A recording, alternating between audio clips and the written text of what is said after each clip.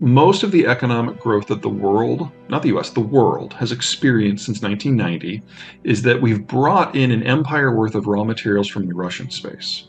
And we've brought in 1 billion workers from the Chinese space. And the outputs from both of those systems have allowed Brazil to bloom in a way that it never could before. We're now seeing all of that in reverse. And if you remove a lot of the added fertilizer that's come into the situation, then the 2.5 billion people that we have added since 1990 are in some very real danger. Because Brazil is the world's second largest agricultural exporter. Russia is the world's largest exporter of wheat. Ukraine is number 5, and Chinese capital has been part of what's made this all work. And we've seen an increase of the Chinese lifespan by over 40%, 50% since 1990. These things are all linked together. And when you take away the food supply that has allowed all of this to happen, we get to a very dark place very, very quickly. And you cannot replace fertilizer supplies quickly. Nitrogen and phosphate take a minimum of 3 years. Potash usually takes 10. And so far, we've only lost roughly 1/3 of the former Soviet Union's output of this stuff. And that has already been enough for almost every producer in the world to have gone through all of their reserves. The only reason we're not in a food crisis already is because people had reserves, and Mother Nature was very, very kind to us this past year. There's no way we're going to repeat that next year. We're in this weird situation where the Biden administration is trying to provide letters of comfort to point out to financiers and shippers that these things are not under sanctions in order to limit the damage. But if you're a financial house and you see these sanctions getting tighter and tighter and tighter, and with every new genocide that the Russians propagate, you got to wonder whether you want to be affiliated at all. So most to this point of the reduction in fertilizer shipments, roughly 1/3, has been because companies don't want to touch it, not because they're under sanction. What's going to happen over the next years, we're starting to see industrial accidents in a lot of these places because most of the technology, most of the infrastructure that produces this stuff dates back to the 60s. And it's only been held together since 1990 with Western duct tape and technical work and people shoehorning parts into it. That's not happening anymore. So in the natural gas sector, we're literally seeing explosions at gas processing facilities that you can see from space. And fertilizers, in many ways, is a derivative of petrochemicals, especially for nitrogen. And because natural gas is caught up in the Russia-European mix, the Europeans have stopped making it at all. So it's not all just a direct interruption of Russian and Belarusian shipments. So we're seeing pressure throughout the entire supply chain in the former Soviet and European space. And we're only at the beginning of that. If Putin were to die tomorrow, I don't think it would change the course of the war. The clique that runs the Russian system broadly sees the world from the same point of view as Putin. And so you might get a difference in style, but I don't think you get any difference in the real approach to the conflict, and I don't think the war would end. The question to ask is whether or not Russia is going to win or lose this, and we don't know yet. We will know in May and June. Because we're at a bit of an operational pause right now because the Ukrainians are assimilating a lot of Russian gear that they've caught, that they've captured. They've captured almost twice as much gear from the Russians in the last 3 months as they started the war with, in addition to everything that's come in from NATO. So by the time they're done with that process in the beginning of May, the Ukrainian military will have 5 times the capacity of what it started the war with. That's just incredible.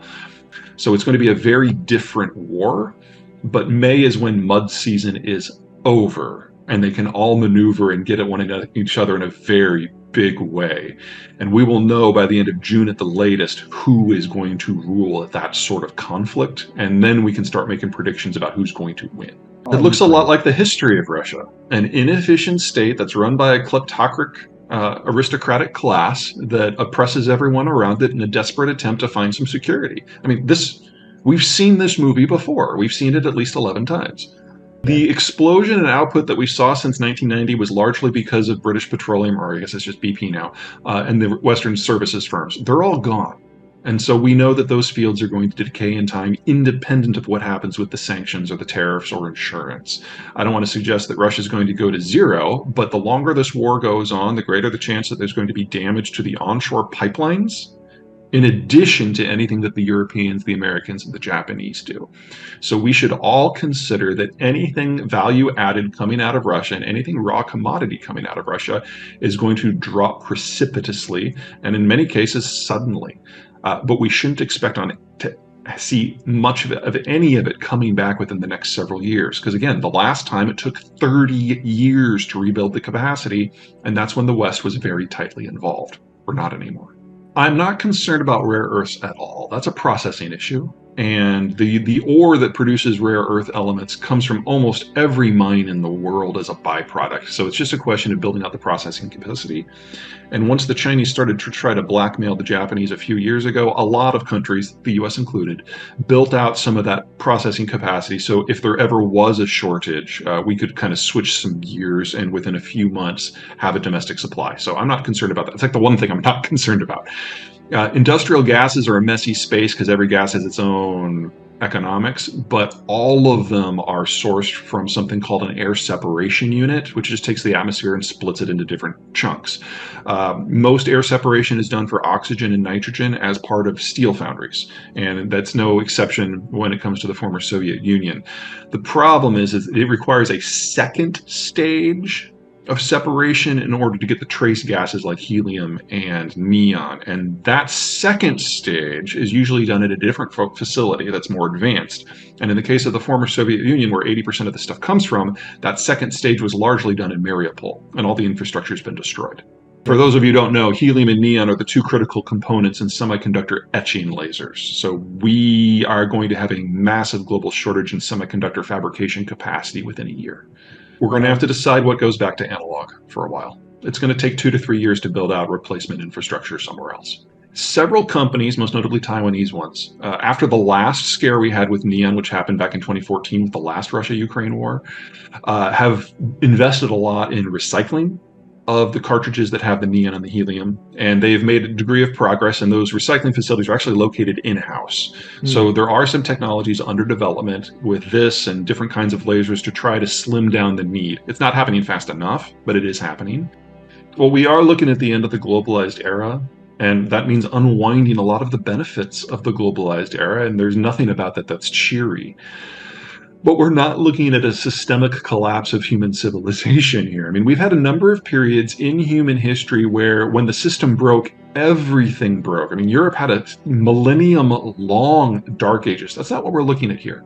The American system is going to hold, it's going to expand, it's going to thrive, and it's going to reach out and integrate with other parts of the world that are also going to do well. And they're going to be secondary centers around the world, think of France, think of Turkey, that are also going to do pretty well for themselves.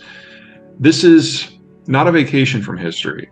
This is an adjustment period. Now, it's an adjustment period that's going to last 30 years. But on the other side of this, technology is going to continue to advance. And when we get through this adjustment, it's not that we're going to pick up where we left off, but we will enter the next chapter of history. This is not the end. This is just a really, really bad shakeout.